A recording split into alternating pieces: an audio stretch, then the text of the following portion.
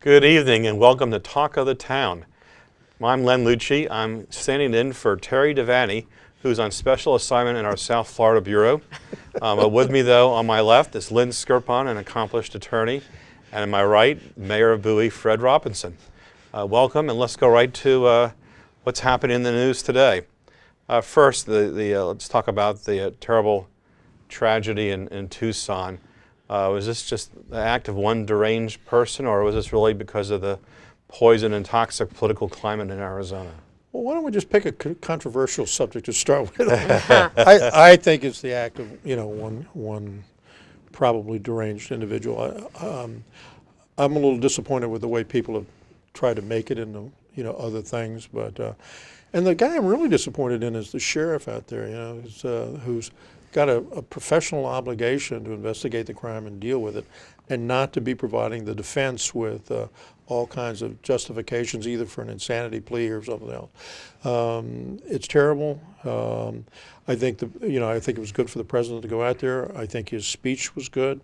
I think, unlike some of the other people in the political process and the media, he focused on the fact that it was a terrible incident and said, if we take anything out of this, let's try to be better people for it. Let's be worthy of these people that died, particularly a young little girl that was born on 9/11 and died there. So I think the president probably had the best tone on this of most of the commentators I've heard, and some of them have left me really, really disappointed, and a lot of the media people have been disappointed in.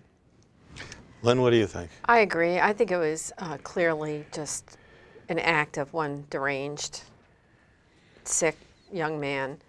I do think the political climate has been unusually nasty and personal attacks and so forth. And if anything, I hope some of that rhetoric will tone down. And I think it has toned down, and I hope it stays down a little bit. I clearly think it was just this individual, but that we can all learn from this and hopefully take it to heart and agree to have our disagreements, but do them civilly. But, I mean, you can't deny that, especially in Arizona, the political environment really was toxic, especially with immigration and the immigration law they had there and the campaign they had just come off of.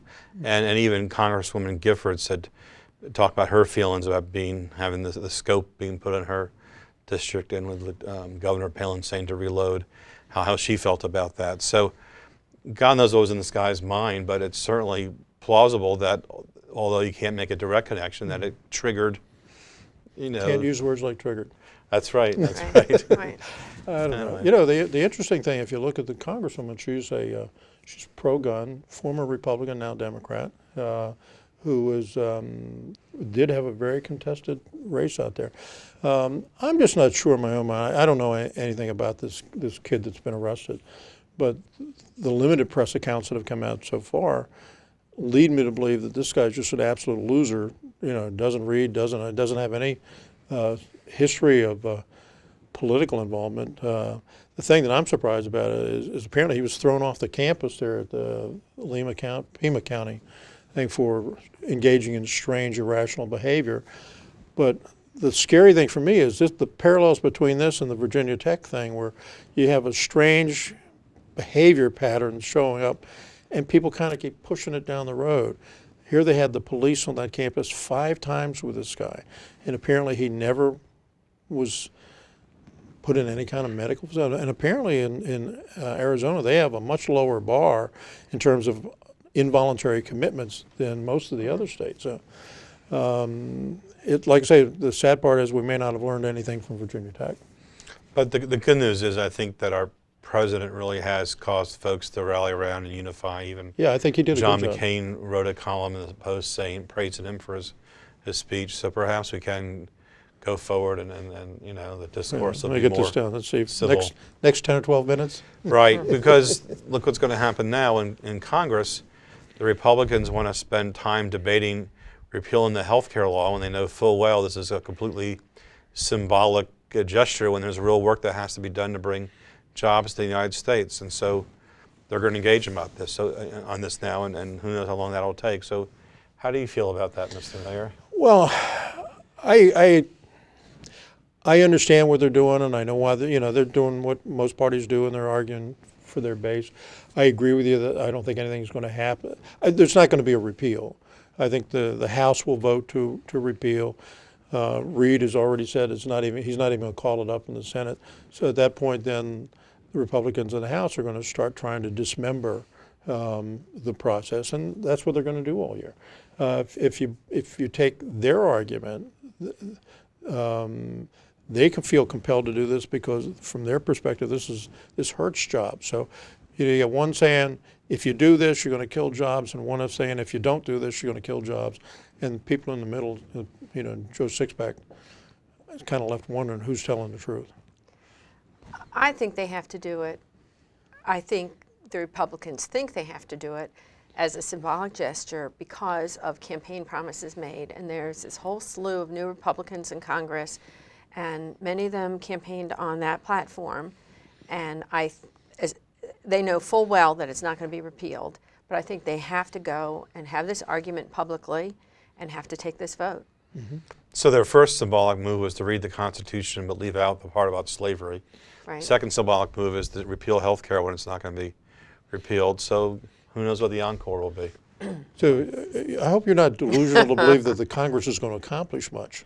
Well, the public demands it. That was the message of the election: is get some jobs passed and let's get things done. When the voting public puts two ideologically opposing points of views in the two houses, they don't expect anything to get done. They're voting for gridlock. True. True.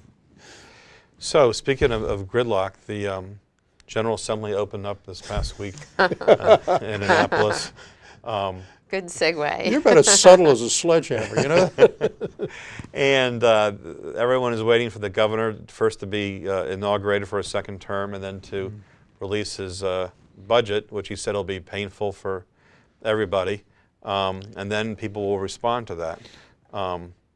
The comptroller's already responded by saying no new taxes. Other people are saying let's raise the gas tax, let's raise the alcohol tax instead of cutting back spending for local governments, which have already been hurt a lot. What do you see coming out of the next 87 days, Mr. Mayor? A lot of Gridlock. yeah, a lot of talk, a lot of smoke, a lot of mirrors. I think there'll be a couple of issues that are going to take front. The gay marriage bill and those things are going to get a lot of attention for reasons. There are substantive reasons there, but the other reason is they don't cost anything. I think the governor's going to present a budget that the legislature is going to change dramatically. It's somewhere because he's not calling for any new taxes, and you've already heard the president of the Senate's talking about raising alcohol tax and wants to raise gasoline tax. The hardest sale of that is going to be to raise the gasoline tax because, for the last 3 or 4 years, 100% of the money that gets raised on the gasoline tax has been diverted to other purposes. I don't know how public officials are going to go to their voters and say, I want to raise the gasoline tax, but the money we collect on this is going to go to some other project instead of what it's intended. So that's going to be a tough get to go. But clearly they're going to have to do something to deal with the cities and towns across the state because they've gotten the short end on most of these exchanges. Like highway user funds is a classic example. The cities and towns and the counties are treated the same way, even though the counties have alternative revenue generation options that the cities and towns do not have. So it's a greater hit on the cities and towns. So hopefully they'll reconsider that and come up with a new formula where, the city and towns hit on that is dramatically reduced in terms of the counties and the way they get hit. But it's going to be an interesting time. If they hold on that they're not going to raise any taxes, the only thing they can do is have a major cut in the services. You're talking about a $+ billion shortfall. I don't see how you do that without a major reorganization of the state government. Which is tough to do in 87 days. Yeah. Right. What do you see coming? I don't really see tax increases coming. The governor has said no, although I don't think he would be opposed to signing one that the legislature puts in place. Mm-hmm. And I don't believe, you mentioned the president of the Senate would support an alcohol tax and or a gas tax. I think he has said he would not support an alcohol tax Oh, I thought increase. maybe I got it backwards. I thought he was the. He said he won't support it at 10 cents, but he realizes Okay. that something's going to pass. Okay. Well, I'm not sure any tax increases are going to pass this year, but the cuts will be painful. We talked about this the last time, and I think the cuts have to be painful. I think education's going to suffer.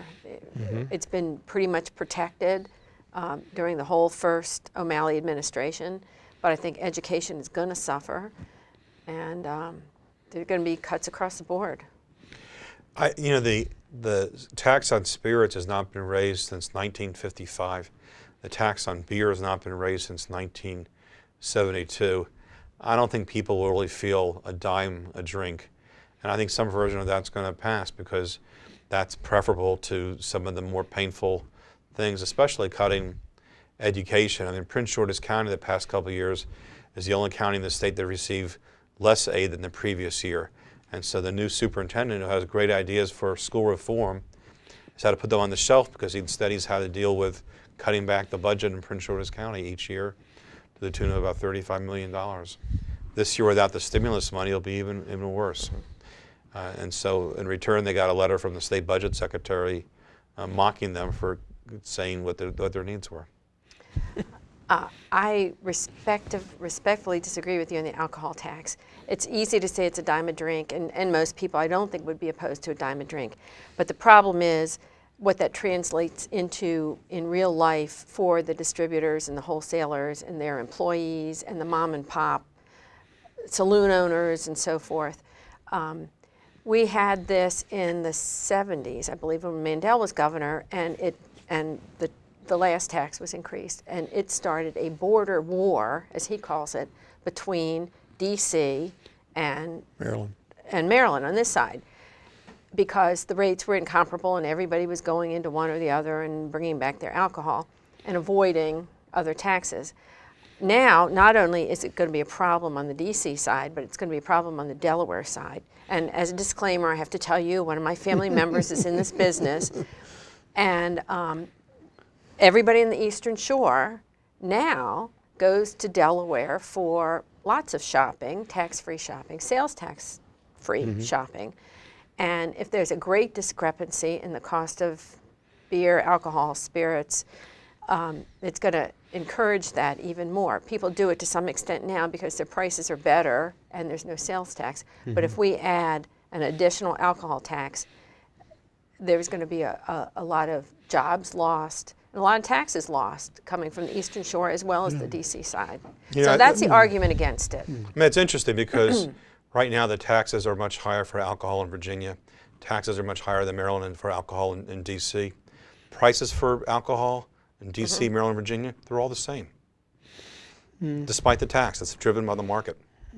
So I don't see that happening. Well, the easy thing when one starts talking about where to tax, when you can point to things that don't affect the entire tax-paying spectrum, like, well, we're just going to tax alcohol, we're going to tax cigarettes, we're going to tax all these little sin taxes and things like that. So it's probably a little easier to get the consensus behind them to do it than it is a sales tax increase or an income tax, because I think all of that's off the table. Plus, they have health benefits too. I mean, you'll have the usage of tobacco went down dramatically when they raised it by $1 a pack, and it saved the state money from having to pay out for all those extra. But we still have the Fed subsidizing farmers that are growing tobacco and other things. So my sense not so much anymore. I know, but my sense is, if you want to make that an illegal product, make it an illegal product. It's getting. I don't smoke, so it doesn't matter to me. But I saw a thing in one of the cities around here where they passed an ordinance that said not only could you not smoke in the building, you couldn't smoke on the sidewalk in front of the building. So now all the people are standing in the street. Towson University. Okay, Right. so equal cause and effect. People are going to move around and do what they have to do, I suppose. But smokers are the easiest people to be pick on. against. They don't have any friends. Right. Maybe our budget will all be saved when the slots money starts rolling in. Oh yeah, right. The second slots parlor has now opened at Ocean Downs. Right.